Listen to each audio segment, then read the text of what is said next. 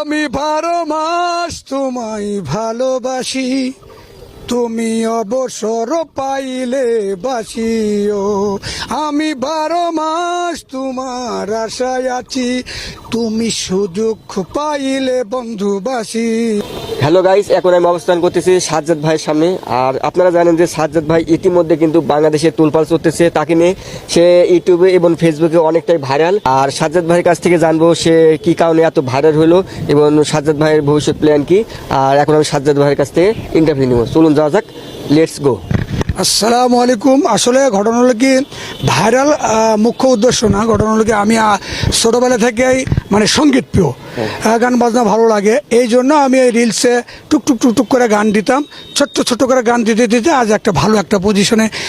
আমার এরা কৃতিত্ব না, কৃতিত্ব হচ্ছে আপনাদের ফেসবুকের ভাই ও বোনেদের কৃতিত্ব, আমার কৃতিত্ব না। ওনারাই আমাকে আসলে লাইক কমেন্ট শেয়ার করেছে বলে তো আমি এই জায়গাতে মানে আসতে পারিছি। তো যাক, সব কৃতিত্ব আমি মনে করব যে আমার ভাইদের, আমাদের ভাইদের। দেন আমি দেখলাম এবং অনেকে দেখতেছে যে আপনি ফেসবুকে এতটাই ভাইরাল হয়েছেন, এই ভাইরাল হওয়ার পিছনে কি আর আপনি এত জনপ্রিয়তা কেন?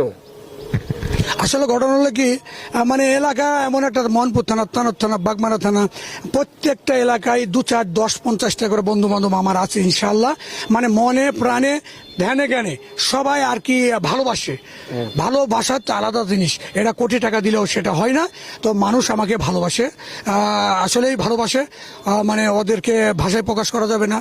ওদেরকে ধন্যবাদ, যারা আমাকে মনে প্রাণে ভালোবাসে, তাদেরকে স্যালুট জানাই।